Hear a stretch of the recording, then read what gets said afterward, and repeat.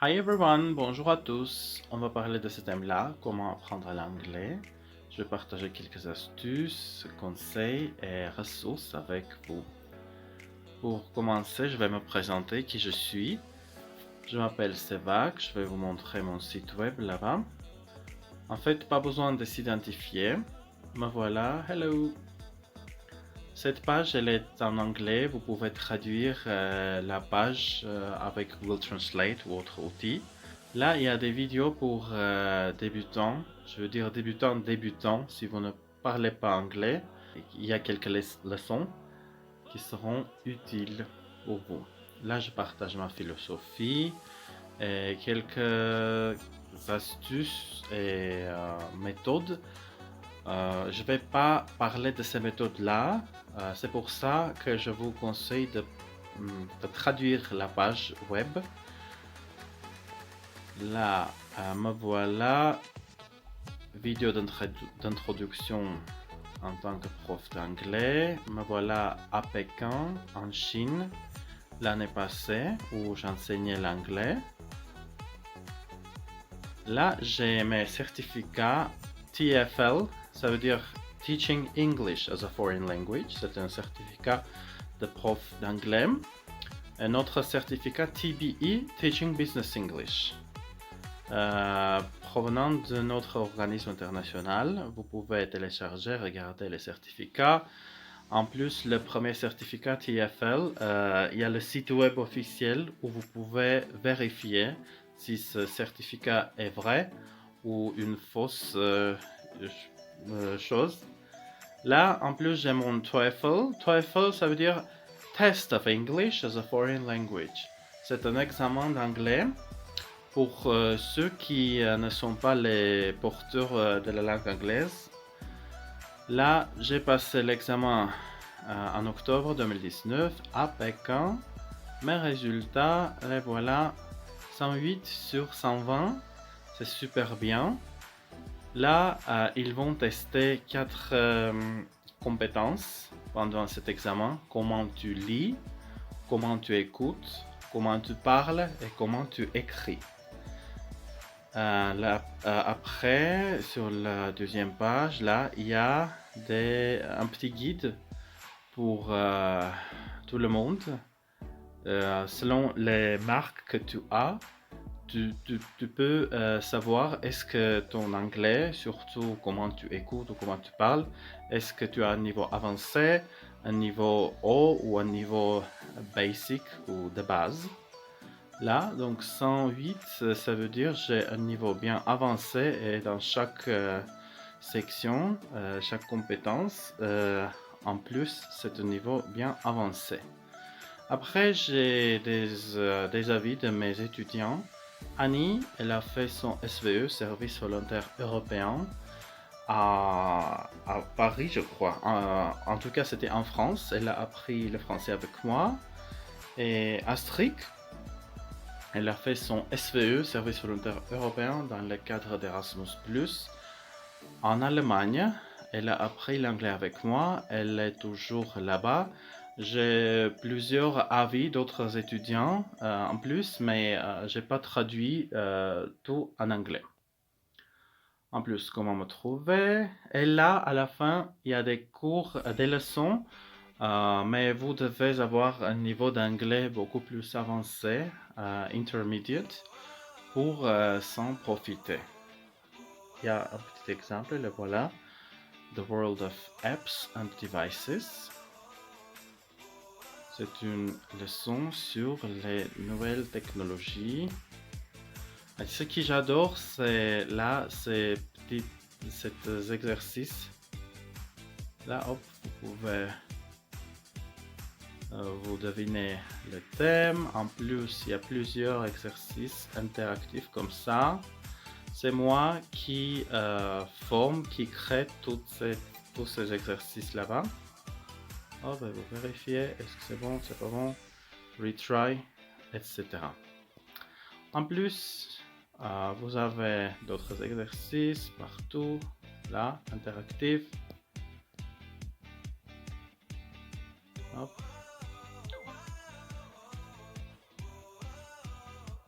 Hop. Vous devez écrire des fois les réponses. Et voilà, etc. Voilà. Et on continue, revenons à nos moutons. Astuce numéro 1. Image d'abord, mot après. Voilà une petite expérience. Regardez ces mots et observez qu'est-ce qui se passe dans votre cerveau.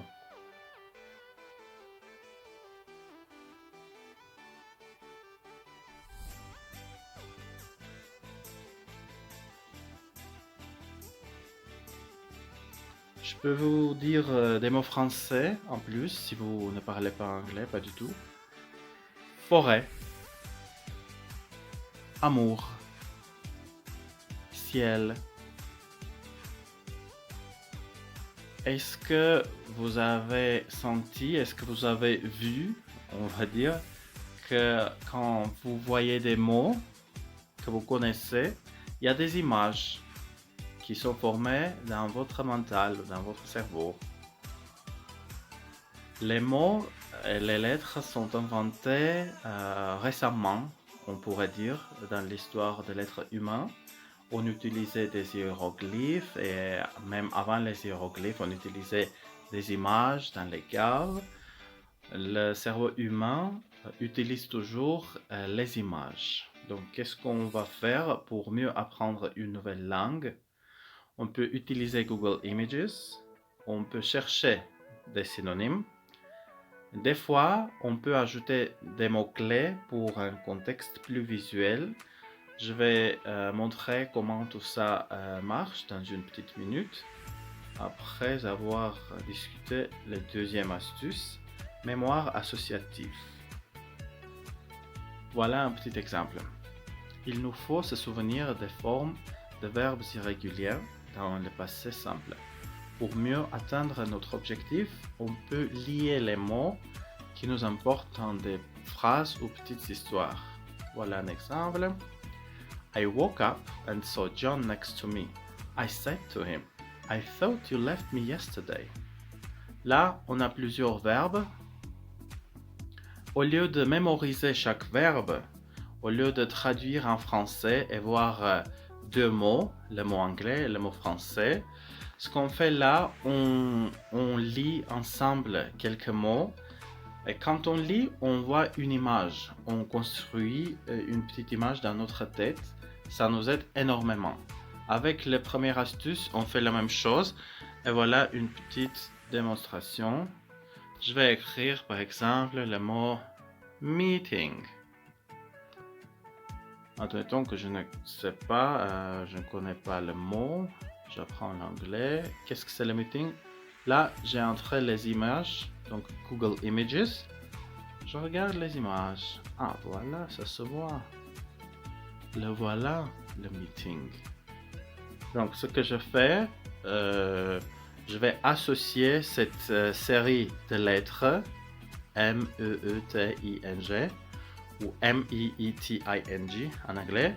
Je vais associer ce mot avec les images que je vois. Les mots sont des outils.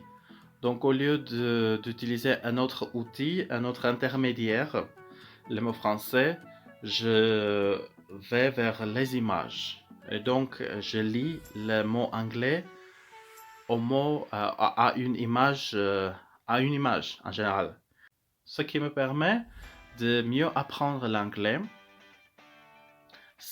En plus, c'est un peu plus ludique, on pourrait dire. Un autre exemple, un mot un peu plus abstrait, love. Là, je regarde les images, hop, on voit un symbole bien international qui est connu autour du monde. Je vois les gens qui s'embrassent, IBC, etc. Là, je crois que on peut deviner qu'est-ce que ça veut dire.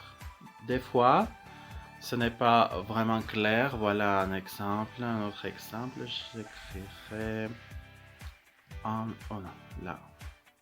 Under undertaker. Un autre mot anglais. Disons, je ne connais pas ce mot. Qu'est-ce que c'est, undertaker? Là, j'ai l'image de ce monsieur-là. C'est son surnom, Undertaker, mais en anglais, Undertaker, ça veut dire une autre chose. Donc, qu'est-ce que je fais? J'ajoute le deuxième mot, profession, parce que c'est une profession. En anglais, Undertaker is a profession. Là, je vois le vrai Undertaker. Le monsieur, voilà, qui s'occupe des cadavres, on pourrait dire. Donc les synonymes et quelques mots-clés peuvent nous aider, même si on parle des idées un peu plus abstraites. Après, quelques conseils, quelques avis. Diversité. Il faut lire, écrire, parler, écouter, regarder, jouer. Notre cerveau, c'est un organe bien paresseux, on va dire. On n'aime pas, on s'ennuie assez vite. Quand on fait la même activité pendant longtemps, on s'ennuie. Si tu ne fais que lire des textes en anglais, tu t'ennuieras et tu peux abandonner tes cours d'anglais. Même l'examen de TOEFL, par exemple, dont j'ai déjà parlé, examine 4 compétences. En plus, un petit plan, il te faut connaître ton point de départ, ton point d'arrivée, ton itinéraire. C'est un petit voyage. Il te faut savoir ton niveau d'anglais actuel. Il te faut savoir qu'est-ce que tu veux faire. Est-ce que tu veux écrire des articles en français, en anglais, des articles scientifiques dans les journaux bien populaires internationaux, ou sinon peut-être tu veux juste bavarder avec les touristes. En plus, il y aura des défaites, des déceptions, des petites vacances seront bienvenues. Des fois, c'est normal, on est des êtres humains, on s'ennuie, on est fatigué, on n'arrive pas à réussir toujours et partout, ce qui est normal. Tu peux te permettre quelques vacances des fois, mais toujours il faut revenir et continuer à poursuivre ton objectif. Et quand tu es zen, dans un état zen, ça t'aide énormément. Voilà, les ressources. Là, on commence avec BBC. BBC, ils ont ce qu'ils appellent Learning English. Un petit projet, il y a plusieurs leçons là-bas. En plus, le deuxième lien, c'est toujours BBC. Là, il y a Test Your Level. Donc, il y a un petit test d'anglais pour connaître ton niveau d'anglais actuel. Le troisième lien, ça vient de British Council, un organisme international super connu. Ils ont leur propre Learning English projet. Tu peux t'en bénéficier aussi. Mess Games, là, les enfants en Chine adoraient ce site web. Moi aussi, je l'adore. Je l'utilise même avec mes étudiants, mes élèves qui sont des adultes. Les autres liens, tu peux les utiliser avec ton smartphone. Mais Mess Game, tu auras besoin d'un ordinateur, au moins un ordinateur portable. Ça ne marche pas avec les smartphones et les iPhones normalement. En plus, on a Word Reference. Là, c'est un dictionnaire. Word Reference et Merriam-Webster. Là, c'est des dictionnaires. À Word Reference, il y a un dictionnaire en plus anglais-français, français-anglais aussi. Merriam-Webster, par contre, c'est un dictionnaire anglais.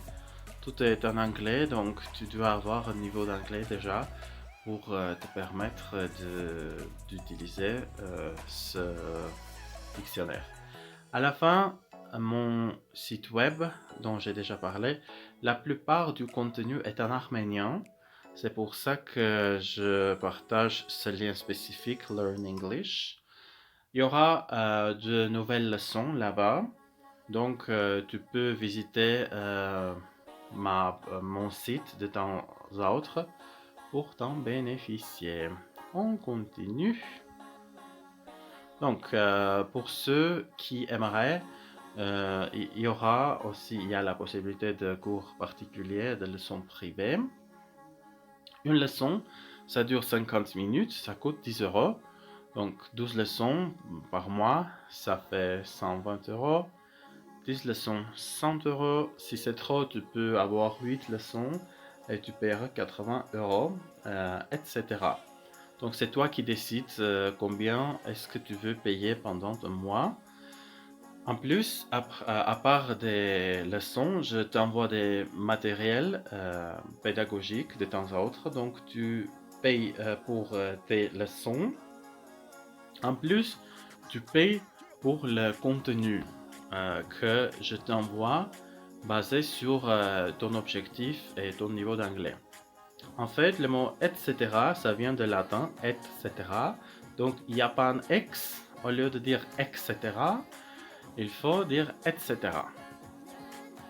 Qu'est-ce qu'on fait pendant notre leçon privée? Donc la première rencontre déjà, elle est gratuite. Pendant cette première rencontre, on modèle ton plan ou ton itinéraire dont j'ai déjà parlé en considérant tes intérêts, tes objectifs, ton niveau d'anglais, etc. Je n'utilise aucun livre spécifique. Le matériel pédagogique se forme in situ ou en lieu. Ce que je fais surtout, je fais content curation. Donc, c'est une curation. Je prépare du contenu qui existe déjà à l'Internet. En plus, je prépare des exercices et des textes moi-même pour toi. Les leçons dont j'ai déjà parlé sur mon site web, ça aussi, c'est moi qui prépare tout le matériel, les exercices, les textes.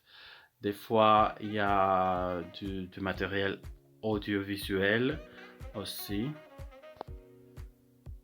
à part des exercices là qui sont interactifs comme toujours. Voilà un petit exemple. Listening. Tu dois écouter. I bet you've heard the term SMM or social media marketing before. Most probably you heard it not only in English, but also in your native language. Là, donc tu écoutes. En plus, tu écoutes. One, I bet you've heard the term SMM or social media marketing before. Most probably, you heard it not only. Donc plusieurs voix, ma propre voix et des voix de robots qui qui ont des accents différents, anglais des États-Unis ou anglais de la Grande-Bretagne, etc. En plus, des fois, tu dois parler toi-même. Un petit exemple. Là, par exemple, tu dois enregistrer ta réponse. Hop, donc, tu télécharges ta réponse et tu partages ta réponse. Là, c'est une de mes élèves. Elle a partagé sa petite réponse. So, what is SMM? Voilà. Donc, tu peux faire le même à la fin, voilà, avec les commentaires. Ça aussi, c'est un truc un peu compliqué pour les smartphones. Donc, tu peux utiliser ton portable, ton ordi portable ou un autre machin qui est un peu plus puissant que smartphone. C'est tout là. Si vous avez des questions, des suggestions, des commentaires, soyez les bienvenus. En plus, je partage toute mon info dans la section de description avec cette vidéo. Vous me contactez quand vous voulez. Bonne journée, ciao!